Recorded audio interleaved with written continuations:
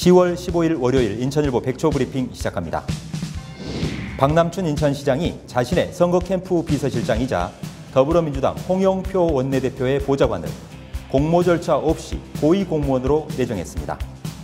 이사관급 소통협력관에 발탁한 것인데 이른바 캠코더 인사 논란이 일고 있습니다. 논란이 컸던 트위터 해경궁 김 씨는 이재명 경기지사 부인 김혜경 씨가 아닌 50대 남성이라는 주장이 나왔습니다. 여배우 스캔들 의혹과 관련해 이 지사는 자신의 신체 검증을 자청하고 나서 실현 여부가 주목됩니다. 인천 계양산에 골프장을 지으려던 롯데의 계획이 대법원 확정 판결로 무산됐습니다. 인천시는 계양산을 친환경 시민공원으로 조성하기로 했습니다. 청라국제도시 주민들이 환경 문제와 교통 인프라 해결이 지연되고 있다며 집단 반발하고 있습니다. 청라 소각장 폐쇄 이전과 지하철 7호선 조기 착공을 요구하는 주말 집회는 주민 성토장이었습니다. 경찰이 최대호 안양시장의 제주 포장마차 서명 의혹 사건 규명을 위해 현장 조사를 벌였습니다. 최 시장은 인천일보가 자신의 명예를 실추시켰다며 억대 손해배상 청구 소송을 냈습니다. 인천 시내 주정차 금지 구역에서도 야간과 주말 공휴일에 한해 주차가 허용될 전망입니다. 자동차 증가 속도를 따라잡지 못하는 주차난 해소를 위해 인천시가 주정차 금지 구역 99군데를 탄력 운영하기로 했습니다. 이상 인천일보 백초 브리핑이었습니다.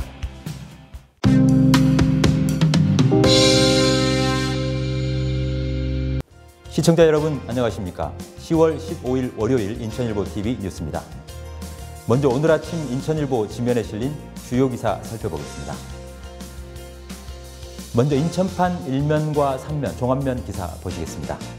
박남춘 인천시장이 자신의 6.13 지방선거 캠프 비서실장을 맡았던 지금 현재는 더불어민주당 홍영표 원내대표의 보좌관을 맡고 있는 인물을 공모 절차 없이 고위공무원으로 내정한 사실이 알려져서 이 공직사회가 술렁이고 있다, 이런 내용 다루고 있습니다. 이 박남춘 시장이 이번에 조직 개편을 통해서 신설되는 소통협력관 2급짜리입니다. 그러니까 이사관급인데요.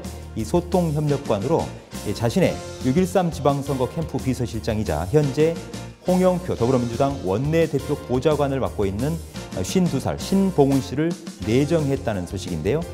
이 때문에 이 인천시청 안팎에서는 이른바 캠코더 인사다라는 말이 나오고 있습니다. 여기에서 말하는 캠코더라는 것은요, 이 캠프, 시장 선거 캠프를 얘기를 하겠죠. 캠프에 있었던 인물, 또 코드 인사, 코드에 맞는 인사, 또 더불어민주당 출신, 이렇게 세 글자에 앞 글자를 따서 캠코더 인사, 이렇게 얘기를 하는데요. 일종의 은어가 되겠습니다. 이 캠코더 인사 아니냐, 이런 논란에 휩싸였다는 내용입니다. 이 문제는 이 신내정자가 아주 오랫동안 홍 원내대표를 보좌하면서 핵심 역할을 수행했기 때문에 앞으로 이 박남춘 시 정부의 모든 시정 운영에 있어서 홍 원내대표의 입김이 아주 유력하게 작용할 것이다라는 지역 정치계의 분석이 높다라는 부분인데요. 누구보다도 이 투명하고 공정한 인사를 주장해왔던 박남춘 시장인데 이번엔 특히 이 공모 절차도 생략하고 추진이 되고 있어서 논란이 커가고 있다라는 내용인데요. 지금 현재 한편으로 보면 이 취임 100일이 지났는데도 아직까지 조직 통솔과 장악이 되지 않고 또 내부 소통에 어려움을 겪고 있는 박남춘 시장의 시정 현 주소를 보여주는 것 아니냐, 이런 내용으로 3면 해설도 풀어지고 있습니다. 다음은 경기판 1면과 3면 종합면 기사 보시겠습니다. 지난 6.13 지방선거 국면부터 논란이 컸던 것 중에 하나가 경기지사 선거를 앞두고 이 트위터에 해경궁 김 씨로 지칭이 됐던 이재명 경기지사의 부인 김혜경 씨 아니냐, 이 진실 논란이 컸었죠. 그런데 최근 한 언론사가 해경궁 김 씨라는 이 트위터의 아이디는 이재명 지사의 부인이 아니라 이재명 지사 팬클럽에서 활동했던 50대 남성으로 밝혀졌다, 이렇게 보도했다는 내용 싣고 있습니다. 한편 이 의혹을 밝혀달라며 검찰에 고발장을 냈던 더불어민주당 전해철 의원은 지난 3일 고발을 취하했는데요. 왜 취하했는지를 묻는 이 이유에 대해서는 아직 밝히지 않고 있습니다. 그런가 하면 한편 이 3면에서 계속 기사가 나가고 있는데요. 이재명 지사가 자신을 둘러싼 이른바 여배우 스캔들 의혹, 이 신체 검증을 하겠다라고 밝혔는데요. 신체 검증은 필요하다라면 경찰이 지정하는 방식으로 당장 오늘이라도 하겠다, 이런 의사를 내비쳤다는 내용 싣고 있습니다. 이런 가운데 이재명 지사의 입이라고 할 수 있는 김용 경기도 대변인이 자신의 페이스북에 글을 올렸는데, 지금 현 정부에 이 과잉 수사 가능성이 있지 않느냐, 이런 의문을 제기했다는 내용도 함께 다루고 있습니다. 이어서 인천판 1면과 2면 종합면으로 돌아가 봅니다. 인천 계양산에 골프장을 지으려던 이 롯데그룹의 계획이 결국 대법원의 확정 판결로 무산됐다는 소식 비중 있게 다루고 있습니다. 지난 금요일이었죠. 대법원이 이 롯데가 인천시를 상대로 냈던 도시관리계획 폐지 결정 취소 청구 소송 상고심에서 이 상고를 기각했습니다. 결국 인천시의 손을 들어준 것인데요. 롯데는 그동안 인천시가 부당하게 행정처분을 내린 탓에 계양산 골프장 건설에 차질이 빚어졌다라면서 인천시를 상대로 행정소송을 제기했는데요. 결국은 대법원이 인천시가 행정 절차상 문제가 없다라고 인정을 해준 것입니다. 이에 따라서 지금까지 인천 계양산을 시민공원으로 조성하겠다라는 인천시의 계획에 탄력이 붙게 됐다는 내용 이면에 자세히 싣고 있습니다. 그리고 당시 계양산 골프장 개발 저지 운동에 나섰던 인천녹색연합 환경단체 관계자의 인터뷰도 함께 싣고 있습니다. 다음은 인천판 19면 사회면으로 갑니다. 청라국제도시 주민들이 그동안 누적된 환경 문제 그리고 교통 인프라와 지역개발 문제가 해결이 안 되고 있다라면서 집단 반발하고 있다는 내용 크게 다루고 있는데요. 청라국제도시 총연합회 주최로 지난 토요일이었죠. 청라국제도시에서 열렸던 이 총벌기대회에는 마치 주민들의 성토장을 방북했다고 전하고 있습니다.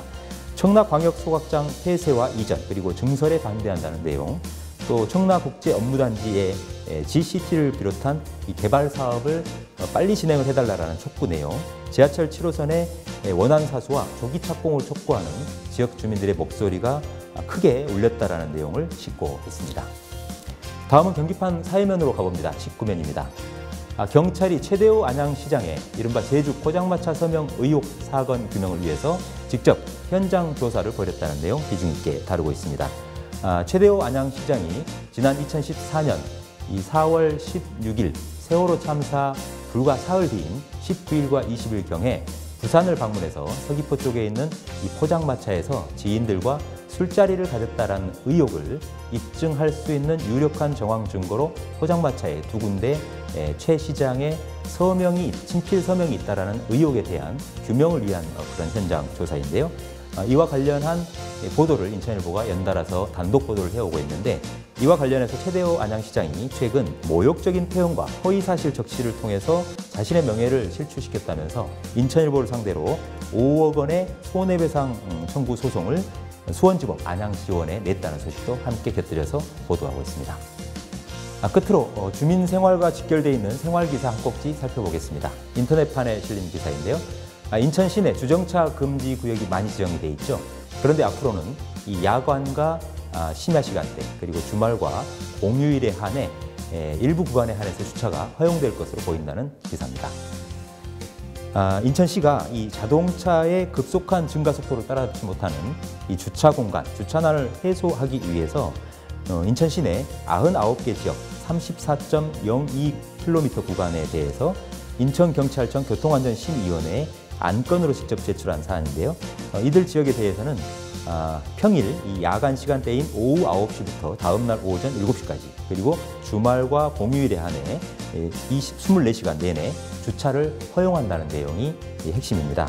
이 주택 밀집 지역의 주차난을 해소하기 위한 보육지책으로 보이는데요. 구체적인 일정은 심의위원회를 통과해야 바로 시행이 될 수 있기 때문에 조금 더 지켜봐야 할 것 같습니다. 오늘 아침 주요 기사를 짚어드리는 오늘의 인천일보는 여기까지입니다.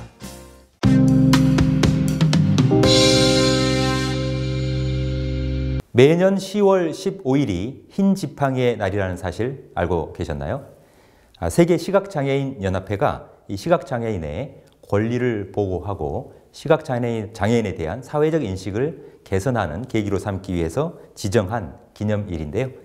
지난 1980년 10월 15일 세계시각장애인연합회가 선포했다고 합니다. 이날이 시각장애인들에겐 어떤 의미가 있는지, 그리고 우리 사회에는 어떤 의미를 던져주고 있는지, 또 현재 이 시각장애인들의 삶의 실태는 어떠한지 직접 말씀을 들어보도록 하겠습니다. 도움 말씀 주실 분 모셨습니다. 인천광역시 시각장애인 복지관 이춘노 관장 모셨습니다. 이 관장님 어서 오세요. 네, 안녕하십니까. 네, 서두에 말씀드렸습니다만 해마다 10월 15일이 흰 지팡이의 날이다 이렇게 제가 말씀을 드렸는데요. 흰 지팡이의 날의 유래에 대해서 보다 자세한 설명을 좀 부탁드릴까요? 어떤 큰 상징이 있을 것 같은데요.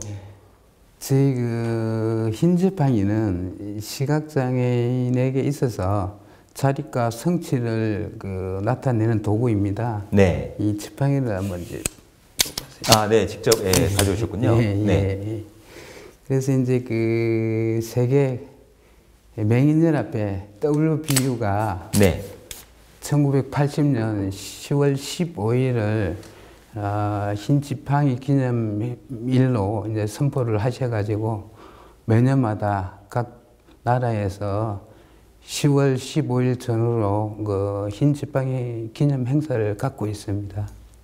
이 관장님은 취임 이전에도 인천광역시 시각장애인 복지연합회 그리고 한국시각장애인 스포츠연맹 등에서 꾸준히 근무를 해오신 것으로 알고 있습니다. 지금도 인천광역시 시각장애인 복지관장을 맡고 계시면서 이 송암 점자도서관장도 겸직하고 있는 등 시각장애 관련 활동을 평생 동안 해오고 계신 것으로 알고 있는데요. 그동안 어떻게 살아오셨습니까? 사연 좀 들려주시죠. 사연을 말씀드리자면 오늘 밤을 새도 부족할 것 같은데요. 그렇습니까? 네. 저도 이제 녹내장애인에서 시각의 장애를 입게 되었습니다. 그래서 저도 이제 80년대 굉장히 한 5년 정도 이렇게 갈등을 겪다가 기초 재활 교육을 받고 우연한 기회인 인천시각장애인 복지연합회 국장에 입사를 해서 한 2년 7개월 정도 근무를 하고 1999년도 복지관 개관과 동시에 복장에 입사를 하여 지금까지 일을 해오고 있습니다. 지금 현재 인천 지역의 시각장애인 이 수는 몇 명이나 되고요. 또 지금 현재 시각장애인 복지관은 주로 어떤 활동을 펼치고 있는 기관인지도 더불어서 설명을 해주시겠습니까? 네. 지금 8월 현재 13,753명이 이렇게 등록이 되어 있고요. 저희 시각장애인 복지관에서는 이분들을 대상으로 평생교육, 여가문화, 직업복지, 또 지역복지 서비스를 제공을 하고 있습니다. 이런 많은 지원 사업들은 어떻게 주로 자원봉사를 통해서 이루어지고 있는지요? 또 자원봉사가 이루어진다면 주로 어떤 분들이 그런 봉사활동에 참여하고 있습니까? 네. 전문성을 필요한 분야는 강사진을 채용해서 지금 프로그램이 운영되고 있고요. 그렇지 않는 분야는 이제 시각장애인에 대한 관심이 있으신 분들이 이제 직접 오셔가지고 자원봉사 활동을 많이 해주시고 계십니다. 이 기회를 통해서 자원봉사자로 고생을 해오시는 분들에게 감사의 말씀을 올립니다. 지금 현재 인천광역시 시각장애인 복지관에 부설기관으로 송암 점자도서관이 있지요. 네. 네, 이 관장님께서는 이 도서관장도 겸직하고 계시는 걸로 알고 있습니다. 이 송암 점자도서관이라는 것은 어떤 기관이고 어떤 시설이고 이런 의미들도 좀 설명을 해주시겠습니까? 송암 점자도서관은 이제 저희 시각장애인 분들이 이제 독서를 하고 싶은데 이렇게 활자를 못 보잖아요. 책을 이렇게 녹음을 해서 테이프 내지 CD로 이렇게 제작을 해서 보급을 하고요. 또 점자 도서관에 저희 송암 박동수 선생님 기념관이 있습니다. 네. 그래서 이제 기념관도 운영이 되고 있는데요. 우리 점자를 만들어 주신 송암 박동수 선생님의 기념관도 좀 이렇게 관람하시고 이렇게 관심을 좀 많이 보여 주셨으면 감사하겠습니다. 네, 이 송암 점자 도서관 이름이 좀 낯설다 이런 분들을 위해서요. 네. 올해가 이 송암 박두성 선생이 탄생한 지 130주년 되는 해기도 하는 걸로 알고 있습니다. 평생을 시각 장애인들에 대한 애맹 사상으로 이른바 한글 점자, 그러니까 훈맹 정음이죠. 송암 선생에 대해서 간략하게 좀 설명을 해주신다면요. 저희 그 송암 선생님께서 그 1926년에 그때 11월 4일 날에 그 점자 훈맹 정음을 반포를 하셨어요.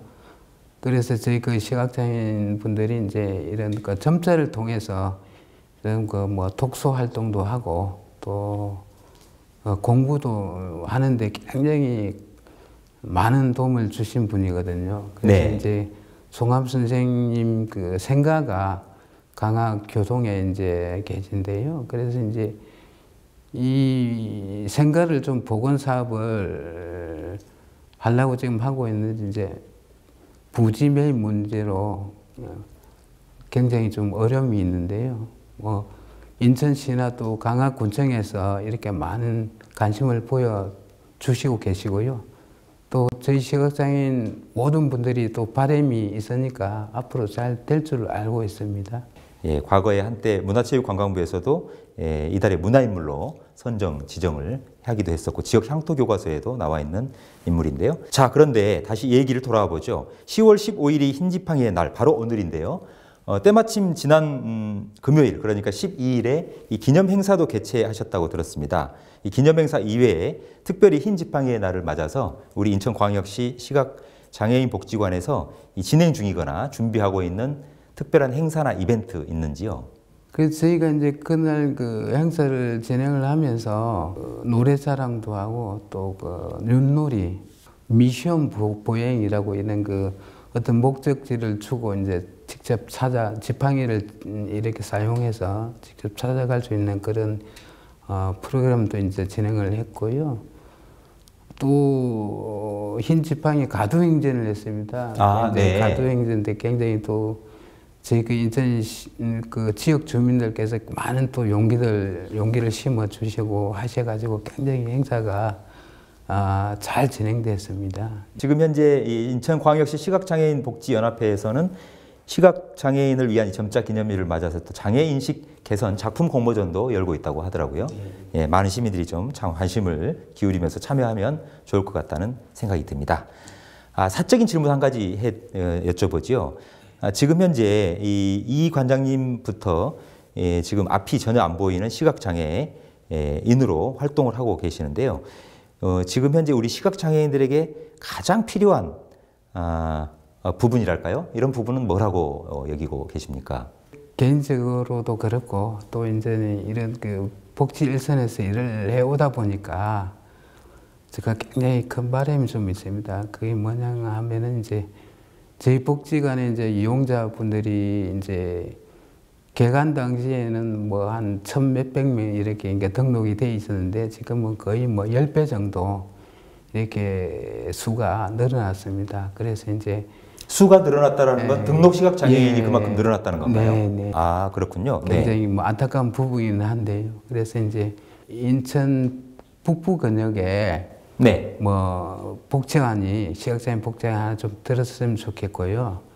또 이제 강화권에 또 저희 시각장애인 분이 많이 계신데 저희 그 인천 시각장애인 복지관을 이용함에 있어가지고 굉장히 그 거리적인 편차가 심하기 때문에 복지관 이용하는데 굉장히 애로점이 많습니다. 그래서 이제 인천 북부 근역이나 또 강화권에 시각장애인 복지관이 꼭 하나씩 좀 들어섰으면 좋겠다는 그런 큰 바람을 제가 좀 갖고 있습니다. 네, 잘 알겠습니다.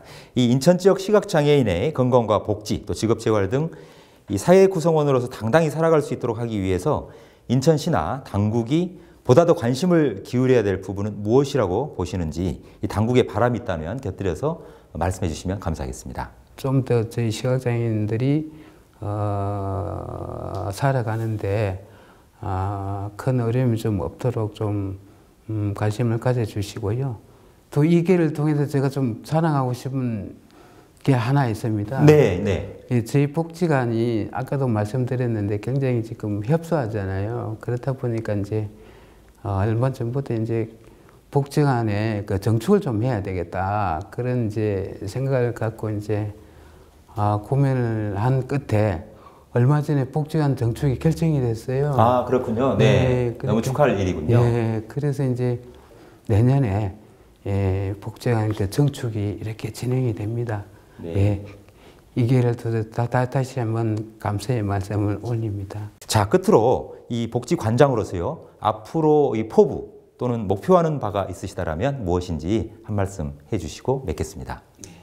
제가 이제 한 22년 동안 이렇게 일선에서 일을 해보다 보니까 굉장히 안타까운 부분은 복지 서비스가 골고루 돌아가지 않는 그 부분이 제가 굉장히 같은 시각장애인의 한 사람으로서 굉장히 안타깝게 생각을 합니다. 그래서 물론 저는 이제 많은 재원이 따라야 되겠지만은 선별적인 복지보다는 보편적인 복지가 이렇게 이루어져야 된다고 생각이 들고요. 그리고 또 한 가지는 이제 맞춤형 복지가 이루어져야 되지 않을까 싶습니다. 배가 고픈 사람에게 빵이 필요하고 옷이 필요한 사람에게는 의복이 또 필요하고 마음이 답답한 사람에게 이제 나들이를 시켜드릴 수 있는 그런 서비스, 맞춤형 서비스가 꼭 이제 제가 꿈꾸는 복지고요. 그리고 또 저희 복지관은 언제나 오픈되어 있습니다. 네, 열린 복지관이다. 예, 열린 복지관. 네. 예, 그래서 이제 또 지역 주민이나 저희 그 복지관을 이용하시는 그 시각장애인분들 또 저희 또 직원 이 모두가 소통이 되는 복지관 이렇게 됨으로 해서 언제나 웃으면서 복지 서비스를 제공할 수 있는 저희 인천시각장애인 복지관이 될 수 있도록 제가 항상 노력하겠습니다. 보다 많은 인천 지역에 있는 이 시각장애인들이 다양한 복지 혜택 또 누구의 사회적인 도움을 구걸하는 게 아니라 당당하게 사회 일원으로서 직업재활도 할 수 있는 그런 날이 빨리 왔으면 좋겠습니다. 바쁘신데도 불구하고 오늘 직접 출연하셔서 여러 가지 말씀해 주셔서 대단히 고맙습니다. 수고 많으셨습니다. 감사합니다. 우리는 일상 속에서 이 엘리베이터나 보도 등을 이용하면서 늘상 점자를 접하곤 합니다. 하지만 특별한 의미를 두지 않고 그냥 지나치곤 하지요. 이번 흰 지팡이의 날을 계기로 우리 모두 이 주위에 있는 우리의 이웃, 시각장애인들을 돌아보고 인간으로서의 존엄성 그리고 권리에 대해서 생각해보는 그런 하루가 되었으면 합니다. 인천광역시 시각장애인 복지관 이춘노 관장으로부터 흰 지팡이의 날의 의미 그리고 시각장애인의 삶에 대해 얘기 들었습니다.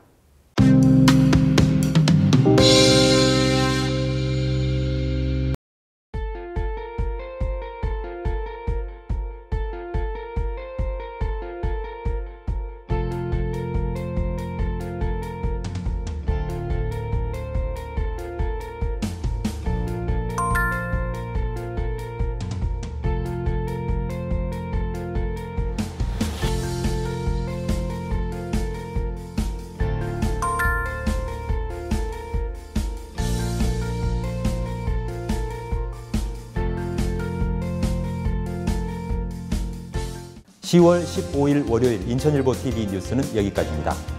저희는 더 열심히 준비해서 내일 아침 돌아오겠습니다. 시청자 여러분 고맙습니다.